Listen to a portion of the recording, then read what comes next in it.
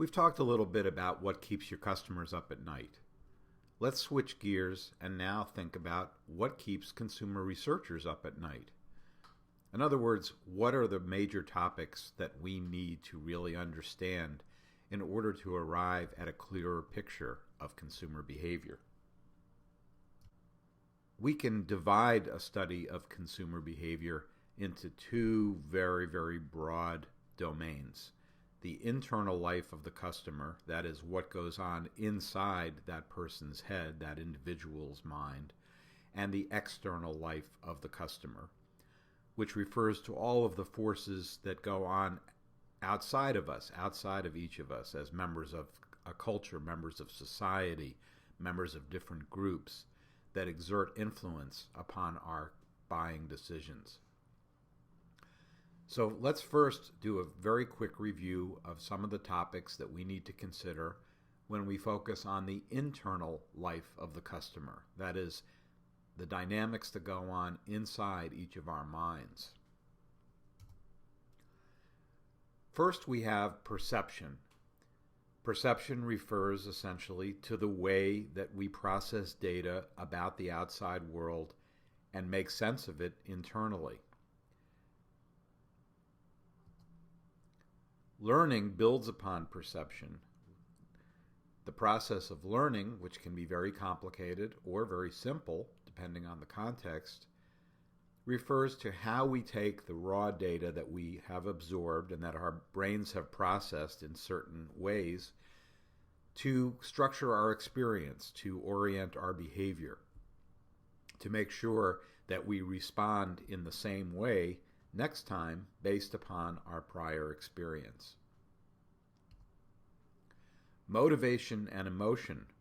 Why do we do the things that we do? How do we feel about them?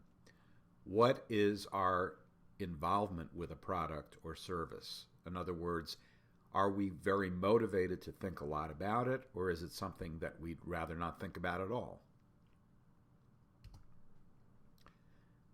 The self, that is, the way we think about our individual selves and our identities. Do we feel good about ourselves? Do we feel bad about ourselves? What are the things that we believe we can do? What are the things we would like to do but that we can't do now? And as we'll see, marketers play a very big role in convincing us, on the one hand, that perhaps we're not so good at what we want to do, or on the other hand, that if we use a certain product or brand, guess what? We'll be better able to do that thing that we really want to do. Gender roles.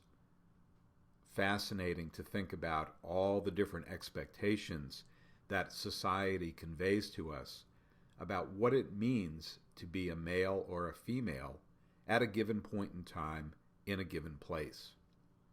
As you can imagine, again, marketing plays a huge role here, and the way that we think about our sexuality, our masculinity or femininity, is extremely important because it guides our purchases of many different brands, and not just personal care products, all kinds of products. Attitudes. We talked about this when we discussed psychographics. Are we loyal to certain brands, like this fellow is to Walmart? You have to be pretty loyal to get some ink put on your back that I guess is going to be permanent for the rest of your life. So how do we feel about brands? How do we feel about products and services? And how can marketers persuade us to change our attitudes? For example, to form an attitude that is more favorable to their brand than the one that we currently hold. How do consumers make decisions? How do they assemble the information that they need to weigh various options and to decide that one option is preferable to others? As we'll see, this is a very complicated process, and many of the reasons that we use to decide on one product over another are not necessarily rational or obvious. Then we jump to the external life of the consumer. All of those factors that operate outside of us each as an individual, but that exert a profound influence upon our buying decisions. So as we noted earlier, many consumer decisions are actually made in groups. Now that group may be only two people, say a husband and wife, or it could be a very large group. But nonetheless, many of our choices are at least influenced by others, if not made entirely on our behalf by others. So when we get into groups, a lot of the dynamics that go into group decision making really take us beyond what the individual considers. Many of these decisions, these group decisions, are business-to-business decisions. So it's not just end consumers who are influenced by all of these dynamics. Many of the business decisions that you make in terms of running your business, for example, are made in concert with others. So it's important for us to understand how buying centers, for example, evaluate different pieces of information and come to a decision that may impact an entire corporation. Similarly, family decisions. So the dynamics that go on within a family, as we all know, can be very convoluted and very political, full of intrigue as each member of the family tries to persuade the other decision makers in the family to come around to their point of view. The sales situation. If we're interacting with a salesperson, as we often do, whether by phone or in person or perhaps even online, what are the factors that influence that person's degree of influence over us? The shopping environment.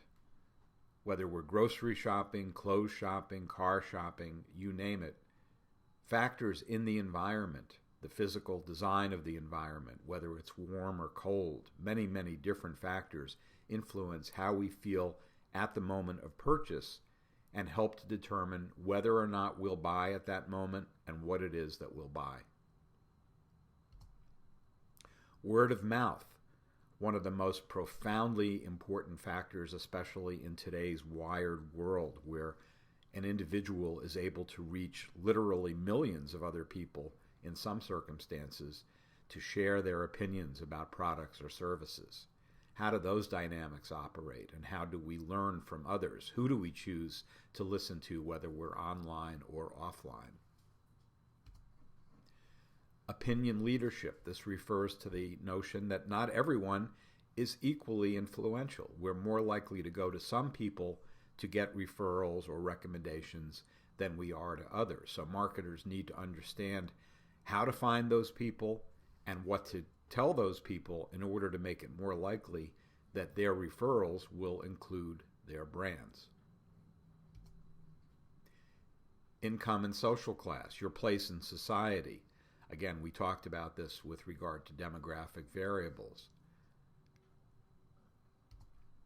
Subcultures, that is, groups within a larger culture that share some kind of identifiable interest, affiliation, ethnic identity, and on and on. There are many, many subcultures, some of which we're born into, like race and ethnicity, and others that we actively choose, like, for example, the types of music that we listen to, and the music communities, whether online or offline, that influence not only how we think about music, but also perhaps other things as well, like the way we dress and the people that we want to hang out with. The values that consumers hold, how they feel about important cultural issues, like, for example, sustainability. So green marketing is an extension of a growing concern about the environment. And we know that increasingly consumers, even more mainstream ones, are likely to prioritize products that make promises about being sustainable or environmentally friendly. That's one example of an important value. The culture at large, the various rituals and myths and traditions and beliefs that are so important to us. A wedding, of course, is a great example of a cultural ritual that is full of meaning and, of course, one in which we spend a tremendous amount of money. Popular culture in general.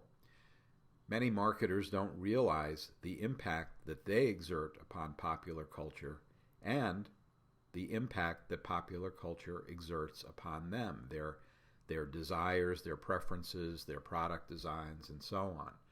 So all of the things that are going on out there in the world, music, movies, entertainment, sports events, etc., all of these things have a really, really amazing influence on the products that are being introduced and the products that are being promoted successfully at any point in time. The diffusion of innovations, in other words, how do new ideas spread throughout a culture? And part of that is affected by what we call the fashion system.